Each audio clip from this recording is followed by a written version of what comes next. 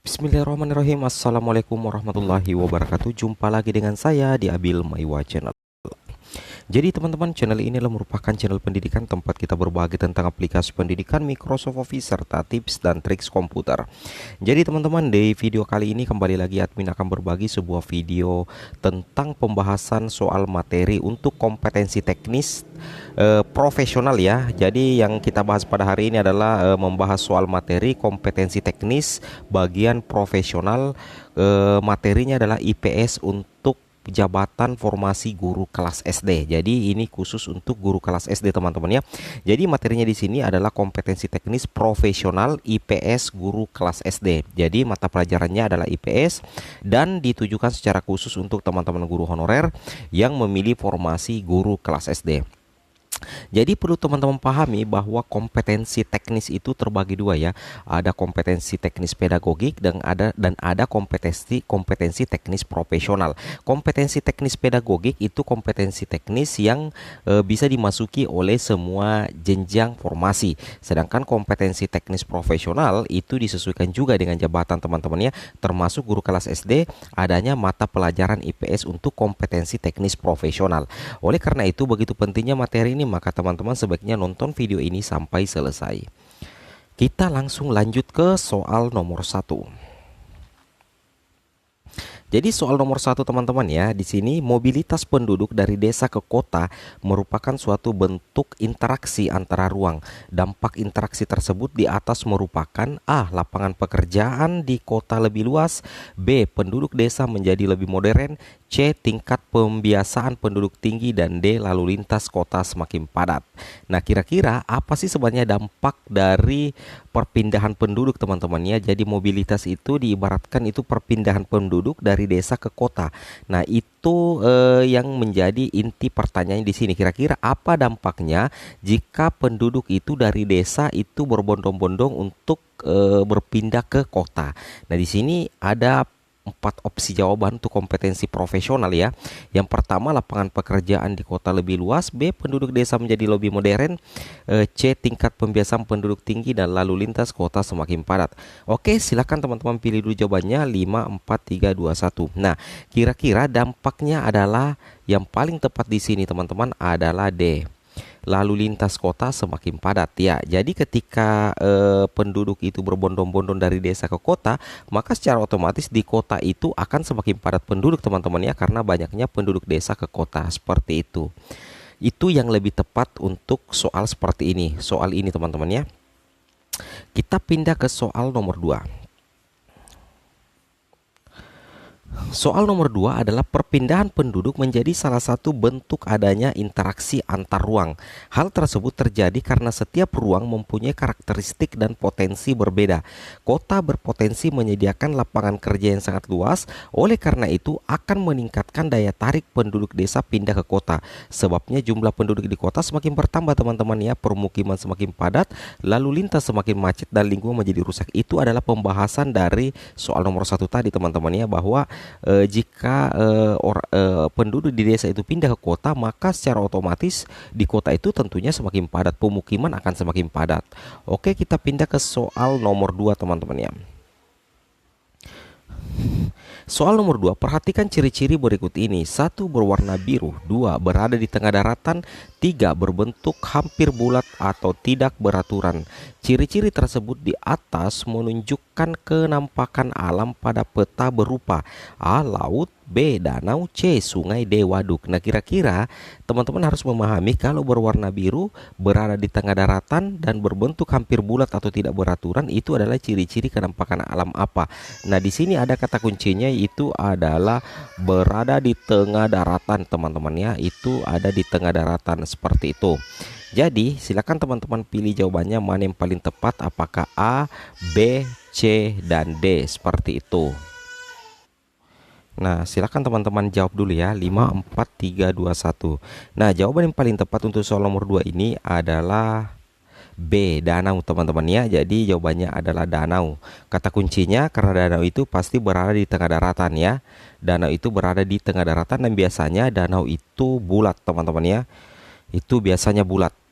Oke, kita lanjut ke soal berikutnya atau pembahasannya. Nah, ini ciri-ciri kenampakan alam dengan bentuk hampir bulat, lonjong atau tidak beraturan, berwarna biru dan berada di daratan itu menunjukkan kenampakannya danau, teman-teman ya.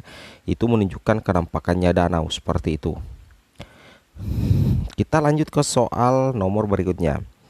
Kegiatan masyarakat di sektor agraris yang dipengaruhi oleh adanya musim kemarau dan musim hujan merupakan A. Penentuan metode konservasi lahan pertanian, B. Pembatasan modal pembelian bibit tanaman, C. Penyesuaian pola tanam dan jenis tanaman, dan D. Pemilihan tanaman sesuai jenis tanah. Jadi silakan teman-teman coba pilih jawabannya ini, terutama bagi teman-teman guru honorer yang memilih formasi guru kelas SD, karena ini materinya IPS teman-teman ya. Jadi kata kuncinya di sini adalah di sektor agraris dipengaruhi oleh adanya musim kemarau ya. Ya, jadi kira-kira apa kegiatan masyarakat di sektor agraris yang dipengaruhi oleh adanya musim kemarau dan musim hujan merupakan apa kira-kira teman-teman ya? 5, 4, 3, 2, 1. Jadi jawabannya di sini teman-teman ya adalah A ya, penentuan metode konservasi lahan pertanian ya. Kita lihat materinya di sini. Nah, di sini oh, bukan ya kayaknya. Di sini pembatasan modal ya. Oh, ini C ya, harusnya jawabannya. Jawabannya di sini apa kira-kira teman-teman ya? Perbedaan curah hujan untuk menyesuaikan ya.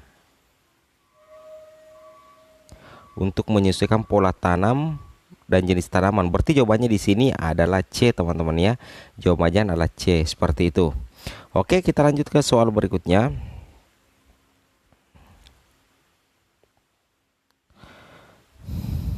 Ya, ini masih materinya yang tadi. Nah, di sini jawabannya ini ada gambar peta teman-teman ya. Saat terjadi fenomena seperti pada gambar di atas, aktivitas pertanian di sebagian besar wilayah Indonesia merupakan, jadi ada yang gambar silang berarti di Pulau Jawa ya. Jadi di sini ada semacam perubahan cuaca iklim ya. Saat terjadi fenomena seperti pada gambar di atas, aktivitas pertanian di sebagian besar wilayah Indonesia merupakan A. Penanaman palawija, B. Pembudidayaan padi, C. Pengolahan tanaman obat, dan D. Pengembangan hortikultura. Nah, kira-kira apa jawabannya di situ teman-teman ya?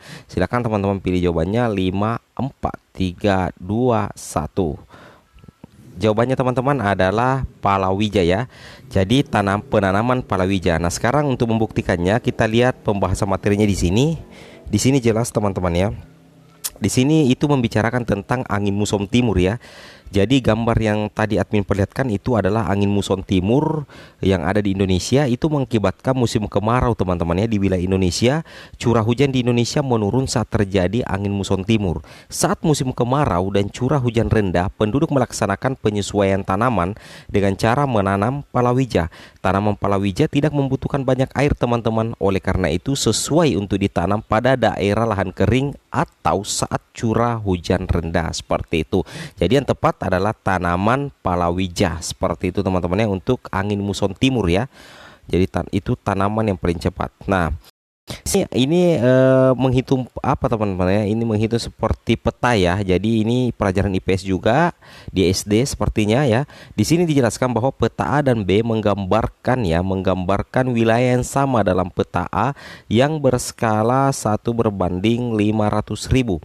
Panjang bangunan tergambar 5 cm. Bila peta B berskala 1:1 juta, panjang bangunan pada peta B merupakan A 2,5, B 5,5, C 7,5, dan D 8,0. Nah, silakan teman-teman pilih jawabannya. 5, 4, 3, 2, 1.